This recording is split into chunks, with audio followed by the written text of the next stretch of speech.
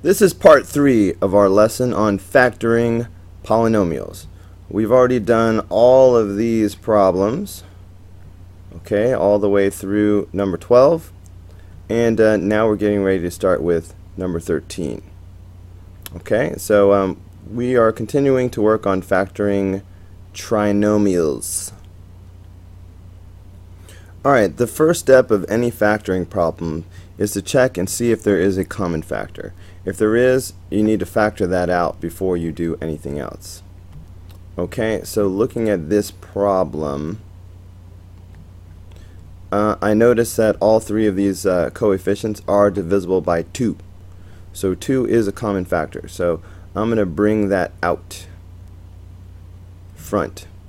And so what you want to do is make a set of parentheses big enough for a trinomial. Pull that common factor, that GCF, out front and divide with it. So I'm dividing all of these things by 2. So that means that inside the parentheses, these 2's cancel, so I'm just going to have x squared. These cancel, so I'm going to have 4x. And 42 divided by 2 is going to be 21. Okay, now this GCF is just going to stay out front, and we will factor the rest of the problem as usual. So now that we have no common factor inside the parentheses, let's see, let's go ahead and bring down that GCF. We will go ahead and factor this trinomial as a binomial times a binomial. First we look at the x squared. X squared is going to only factor as x times x. Next we look at the 21. Alright, 21 has 2 possibilities.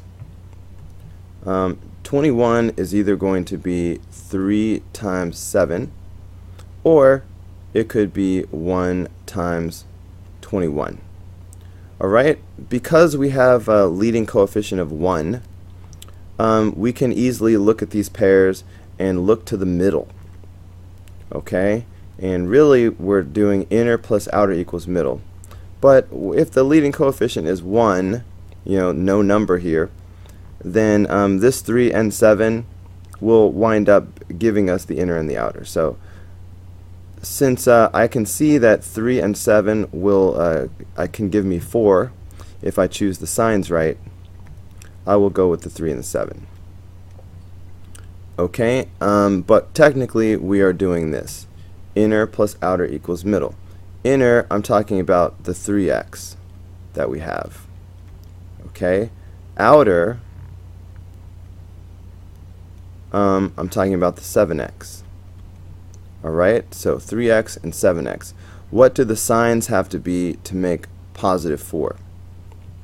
Well, if I have a negative 3 and a positive 7, that will give me positive 4x. So there's my negative 3 and there's my positive 7. We always have to check one last thing. Make sure we are getting the proper sign on the constant. It needs to be negative. And negative 3 times positive 7 is negative 21. So that checks out. Which means this is the answer.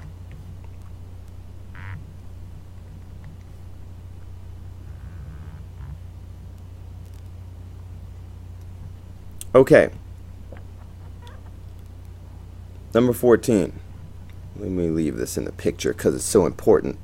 Alright, the first step is always look to see if there is a common factor.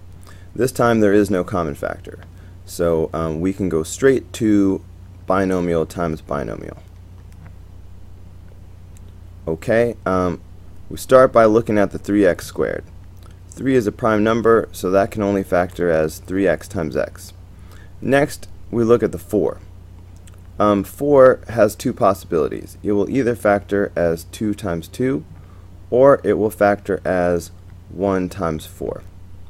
Let's try the 2 times 2 first. Okay, now inner plus outer equals middle. Alright, inner, I have 2x. I'm multiplying. Outer, I have 6x. Again, I am multiplying. I'm trying to get a middle of negative 4x. Is there a way that I can choose the signs so that I will get a negative 4x out of this? Yes. If I have a positive 2x and a negative 6x, that will give me negative 4. So positive 2x, there's my positive 2 right there. The negative 6 comes from this being negative, because that's my outer, is negative 2 times 3. Check one last thing. We have to make sure we are getting a negative 4. So positive times a negative is a negative, so it's good. So that means this is in fact the answer.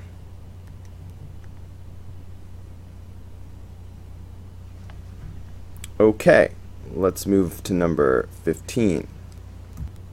Alright, is there a common factor here? No. So we will go straight to binomial times binomial. X squared can only be x times x. Then we look at the 81. 81 can be a couple of things, but the first thing that comes to mind is 9 times 9. It could be 1 times 81. It could be 3 times 27. But let's go with the 9 times 9 because we're shooting for a middle of 18, and inner plus outer must equal middle. So we'll go with the 9 times 9. Now, when I say inner plus outer equals middle, inner is 9x. Outer is also 9x. Is there a way I can pick the signs so that I get positive 18 out of this? Well, yeah, we just leave them both positive. Positive 9 and positive 9 make positive 18. Will that give me a positive 81? Of course, positive times positive is positive. So there it is. X plus 9 times x plus 9 is the answer. We factored it. Okay? Number 16. Let me leave this in the picture. Does this have a common factor? Nope. It, in fact, does not have a common factor. So that means we get to go straight to binomial times binomial. Start with the first term, 4x squared. Now be careful. I think this is the first problem where the leading coefficient is not a prime number. So this actually has two possibilities. This 4 can be factored as either 2 times 2, or it could be 1 times 4. So don't automatically assume it's going to be 4x and x. Okay, that's a common mistake. It might be 2x and 2x, alright, because of that. So, and in fact, I'm going to try the 2x and 2x first. If this doesn't work, I'll go back and try the 1 and 4. Alright? Next, we look at the 1. Mercifully, there's only one possible way that that could be. Alright? It can only be 1 times 1. Okay. So, inner plus outer must equal the middle. Inner, multiplying here, gives me 2x. Outer is another 2x. Okay, the middle to which I refer is positive 4x. Is there a way I can pick the signs to get a positive 4x? Sure. If I just leave them both positive, that makes positive 4x. So that means both of these would be positive. Always check to make sure you're getting the correct sign on the constant. Positive 1 times positive 1 is positive 1. So it works out, which means that this is the answer. Okay, number 17. Is there a common factor? No, there is not. So therefore, we can go ahead with our binomial times a binomial. Start with 9x squared. Now again, the leading coefficient is not a prime number this time. So there are two possibilities. This 9 might factor as 3 times 3, or it might factor as 1 times 9. Alright, so do not assume it's going to be 9x and x. Alright, in fact, let's start with, I always start with the smaller numbers, okay? I always start with the 3x and 3x first. If that doesn't work, I'll go with the bigger numbers and try the 1 and 9. Okay, but that's just me, personal preference, I guess. Next, we skip over the middle and look at the constant.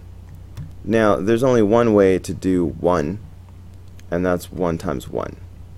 Okay, so there's no guesswork there. 1 and 1. Now, inner plus outer equals middle. Inner is, I'm multiplying, so inner is 3x. Outer is another 3x. The middle to which I refer is negative 6x. That's what I'm shooting for. Is there a way I can pick the signs so that I get a negative 6x out of this? Sure, if both of these are negative, that would combine to make negative 6x. So that means both of these would be negative. Okay? That leaves one last thing for us to check. We need to make sure that we are getting the correct sign on the constant, positive 1. Does negative 1 times negative 1 make positive 1?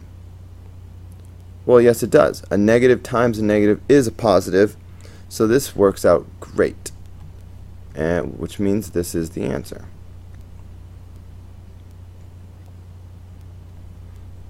Okay, let's go on to number 18.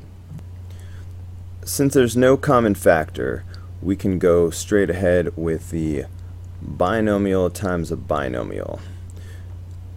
First, we look at the 2x squared. That can only factor as 2x and x. Then we hop over and look at the 15. 15 can be factored two ways. It's either 3 times 5 or it is 1 times 15. Let's start with the 3 times 5. Alright, inner plus outer must equal the middle.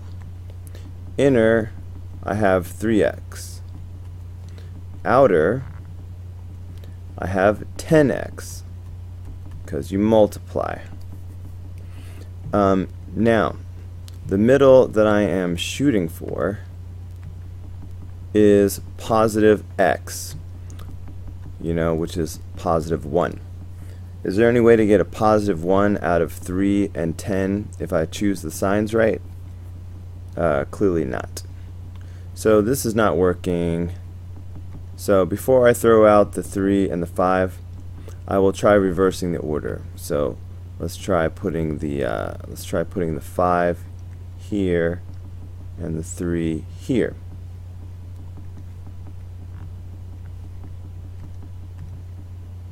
Okay, so now inner I have 5x.